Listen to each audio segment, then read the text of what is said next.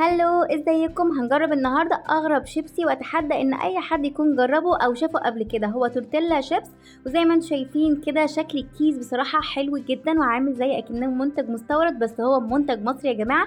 والكيس ده ب 11 جنيه. زي ما انتم شايفين كده ما كانش راضي يتفتح خالص، جبته يمين وجبته شمال ما كانش راضي يتفتح، هو اللي جابه لنفسه، ما كانش قدامي غير الطريقه دي، واخيرا فتحته. زي ما انتم شايفين شكله كده قريب جدا جدا من الدوريتوس. فيلا دلوقتي هنقيم طعمه ونشوف حلو ولا لا.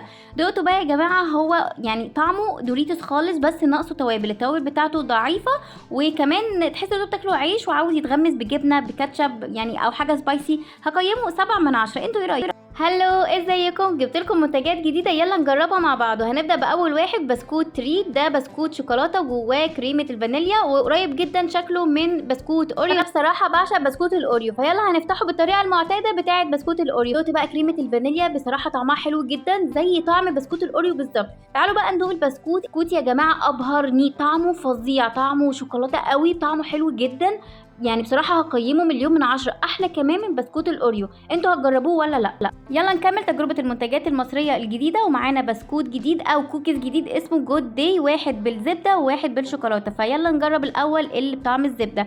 زي ما انتم شايفين كده شكله بسكوت عادي مش كوكيز يعني، بس شكله حلو وكيوت. فيلا ندوق. دوقت بقى يا جماعة، بصراحة كان طعمه خرافي، طعم الزبدة فيه فعلا باينة، طعمه بسكوت عامل زي بسكوت السادة النواعم اللي موجود في مصر. اللي عايشين في مصر عارفين بسكوت نواعم اللي بتكلم عنه. هقيمه 10 من 10. تعالوا ندوق البسكوت التاني او الكوكيز التاني اللي هو بالشوكولاتة. هو المفروض ان هو مكتوب عليه انه فيه شوكليت شيبس، وده شكل شوكليت شيبس، مش مشكله. يلا نشوف الطعم بصراحه ما عجبنيش، يعني هو بسكوت متوسط جدا، الشوكولاته فيه عاديه جدا، هديله 8 من 10. اللي عجبني البسكوت اللي بالزبده.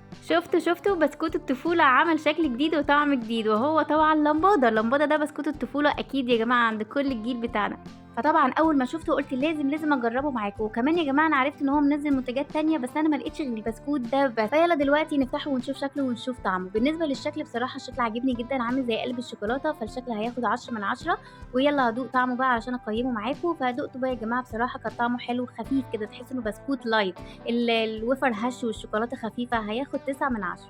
هلو، عاملين ايه؟ وحشتوني جدا جدا. جبت لكم النهارده تجربه منتجات جديده، اتحدى ان انتوا تكونوا جربتوها يعني قبليه. هنجرب النهارده سمك مع بعض، ومش اي سمك بقى، ومش السمك اللي احنا عارفينه، لا، السمك النهارده سمك بسكوت بطعم الجبنه والملح من شركه فوندي. فتعالوا يلا نجربه. الكيس ده ب5 جنيه، وتعالوا نجرب اول طعم وهو بالجبنه. وزي ما انتم شايفين كده شكل السمك فعلا، والطعم كان حلو جدا جدا. البسكوت كان طعمه حلو قوي، والملح كان فيه عالي، ما كانش طعم الجبنه بس كان طعم ملح، بس بصراحه حبيته. يلا نكمل تجربة منتجات مصرية جديدة. وبسكوت فرايداي، بسكوت بالملح على شكل سمكة. تعالوا ندوق الطعم التاني. جربت في الجزء الأول اللي هو بطعم الجبنة، وده بطعم الملح. بصراحة طعمه حلو جدا. اللي بطعم الجبنة كان حادق أكتر من ده، فبس هو عموما طعمه حلو، 10 من 10. محبين الشوفان يجمعوا هنا، وأنا أولكم. هنجرب منتجات مصرية جديدة. شركة بيمبو منزلة بسكوت بالشوفان، وطبعا انتوا عارفين بيمبو يعني أشهر منار على العالم في مصر. عمل لنا بسكوت بالشوفان بطعمين مختلفين. تعالوا نجرب أول واحد وهو بسكوت بالشوفان كلاسيك، يعني ما فيهوش أي حاجه. حاولت افتحه من جوه ما بيفتحش، مش مشكله، بس انا شفت كده قطعه شوكولاته جوه يعني. دوقته بقى يا جماعه، طعمه حلو جدا جدا، اللي بيحب الشوفان هيحبه جدا. قيمه 10 من 10.